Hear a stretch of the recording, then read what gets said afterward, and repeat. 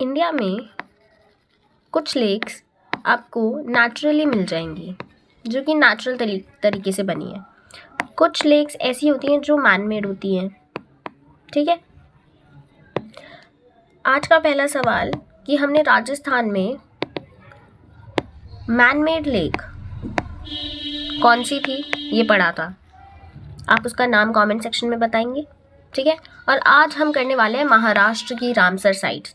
महाराष्ट्र में कितनी Ramsar sites होती है ये देखेंगे, और एक रामसर साइट आपको ऐसी देखने को मिलेगी जो कि ना तो हम मैनमेड के द्वारा बनी हुई है और ना ही नेचुरली बनी हुई है, बल्कि वो बनी हुई है मिट्योर के द्वारा। मिट्योर सबको पता होगा क्या होता है। मिट्योर होता है जब यूनिवर्स से कोई बहुत बड़ी एस्ट्रॉइड बॉडी, एस्ट्रॉइड यानी बहुत बड़ा पत्थर जब धरती से टकराता है तो उस पत्थर को बोलते हैं मिट्योर और मिट्योरॉइड। ठीक है, सो स्टार्ट करते हैं। आज सबसे पहली जो आपको रामसर साइट देखने को मिलती है वो है नंदूर मधा महेश्वर। ये आपको नासिक में देखने को मिलती है। ये महाराष्ट्र की पहली रामसर साइट डिक्लेयर हुई थी। महाराष्ट्र की पहली रामसर साइट आप बोलेंगे नंदूर मधा महेश्वर, जो कि नासिक में है। कब हुई थी? 2019 में। इसको बोलते हैं known as the Bharatpur of Maharashtra. Bharatpur of Maharashtra. अब एक सेकंड क्वेश्चन आज की क्लास का कि भरतपुर बर्ड सेंचुरी आपको कहाँ देखने को मिलती है। ये हमने लास्ट क्लास में ही पढ़ा है और आई होप आपको याद होगा। जिन्होंने रिवाइज नहीं किया है ऑब्वियसली उन्हें याद नहीं होगा, वो ऐसे आ ऊ करते रहेंगे। ठीक है, बट जिन्होंने पढ़ा होगा, जिन्होंने रिवाइज किया होगा, उनको बहुत अच्छे से याद होगा। ठीक है, भरतपुर ऑफ महाराष्ट्र किसको कहते हैं? नंदूर मधा महेश्वर। इससे आप कंफ्यूज बिल्कुल नहीं होंगे। कन्फ्लुएंस ऑफ गोदावरी एंड काडवा river.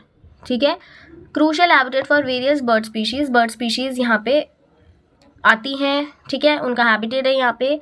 And hotspot for biodiversity. Hotspot of biodiversity कहाँ आपको देखने को मिलती है? ये नासिक में। अब आ जाते हैं उस लेक पे जो कि मिट्योर ने खुद बनाई है। ठीक है, so Lonar lake is very famous lake. ठीक है, और ये आपको पता होना चाहिए इसके बारे में। सो ये लेक कब बनी? Approximately 52,000 years ago. ठीक है, एक बहुत बड़ा मिट्योर जो था वो धरती से आके टकराया और उसने धरती पे एक बहुत बड़ा डेंट, जिसे गड्ढा कहते हैं, वो कर दिया। और ये इतना बड़ा था कि इसमें ये एक लेक की तरह बन गया। और जब इसमें पानी भरना स्टार्ट हुआ तो ये लेक बन गया। और इसमें कैसा पानी मिलता है हमें? सलाइन एंड अल्कलाइन वाटर मिलता है। कैसा? खारा, सलाइन एंड अल्कलाइन। और इसकी सबसे खास बात कि ये, चलो मैं यहाँ पे लिख देती हूँ कि ये एक पिंक वाटर लेक भी है। कैसी है? Pink water lake. अभी हम देखेंगे कि ये कैसी दिखती है। ठीक है, इसको बोलते हैं पिंक वाटर लेक। अब इसको पिंक वाटर लेक क्यों बोलते हैं? क्योंकि इसकी जो सैलिनिटी है वो बहुत हाई होती है, बहुत हायर लेवल की सैलिनिटी होती है। कम से कम आपको 10 pH तक इसकी सैलिनिटी देखने को मिल जाती है। ठीक है, कुछ इसमें माइक्रो ऑर्गेनिजम्स भी होते हैं, माइक्रोब्स भी होते हैं जो इसका पिंक कलर लाने में हेल्पफुल होते हैं। बट अभी हम उन पर नहीं जाएंगे।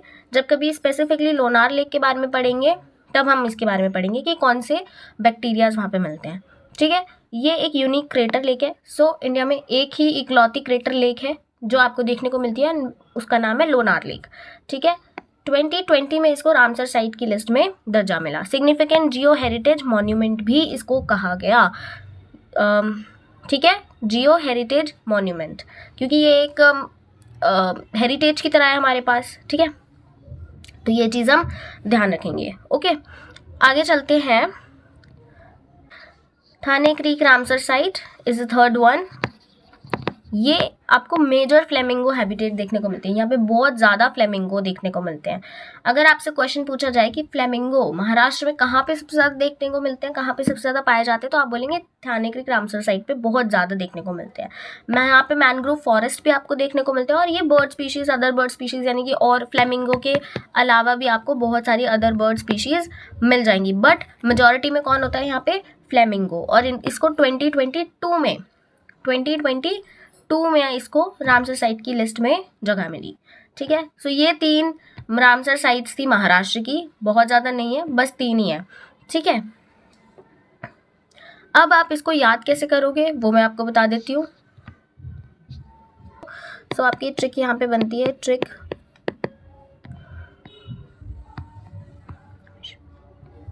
देखो, नंदूर, ओके, यहाँ पे आप लिखेंगे नंदूर, ब्लैक से लिख दूँ, कोई और कलर ले लेते हैं, चलो ब्लू, नंदूर, नंदूर से नंदू भी याद रख सकते हो, नंदू माधव महेश्वर, माधव महेश्वर को मैं माधव लिख सकती हूँ, माधव महेश्वर से माधव याद रखना है, एक ही नाम है, इसके बीच में ऐसे लिख देती हूँ, ठीक है, तो आपको याद रहेगा। यहाँ पे नंदू माधव पर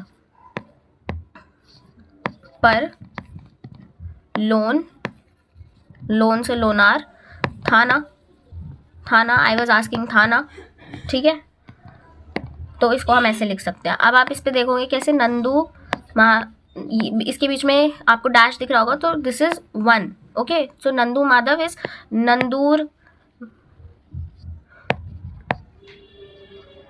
माधव महेश्वर, लोन से लोनार लेक एंड थाना से थाने क्रीक। ये आपकी ट्रिक बन गई, ठीक है। अब हम देखते हैं कि